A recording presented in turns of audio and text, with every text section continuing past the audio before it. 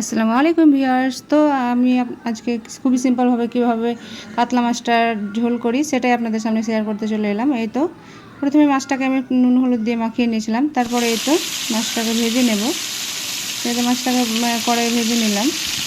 এই তো দেখেন ভাজা হচ্ছে, খুব বেশি ভাজবো না, মিডিয়াম করে ভাজলেই হবে। তো এই তো আমার মাছটা ভাজা হয়ে গেল।